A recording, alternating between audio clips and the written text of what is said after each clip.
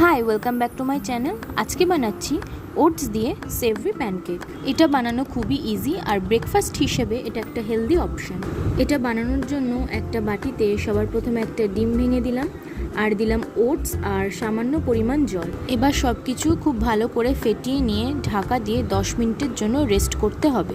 Rest করা হয়ে গেছে। এরপর ঢাকনা খুলে চামচ দিয়ে নেড়ে সামান্য পরিমাণ জল দিয়ে কনসিস্টেন্সি অ্যাডজাস্ট করে নিলাম। এরপর কোচানো পেঁয়াজ, লঙ্কা আর স্বাদ মতো নুন দিয়ে ভালো করে মিশিয়ে নিলেই আমাদের প্যানকেক ব্যাটার রেডি। এরপর একটা চাটু গরম বসিয়ে ঘি ব্রাশ করে চাটু গরম হলে প্যানকেক ব্যাটার ঢেলে দিচ্ছি। এবার চামচের সাহায্যে প্যানকেক ব্যাটারটা ছড়িয়ে দিচ্ছি। ব্যাটারটা চামচ দিয়ে ছড়িয়ে নেওয়ার পর গ্যাসের ফ্লেম লো করে এক পাশ 1 মিনিট করে সেঁকে নিতে হবে। প্যানকেকের দুই পাশে হালকা লাইট গোল্ডেন কালার এলেই আমাদের প্যানকেক রেডি। এই প্যানকেক গরম গরম চাটনি বা আচারের সাথে সার্ভ করুন।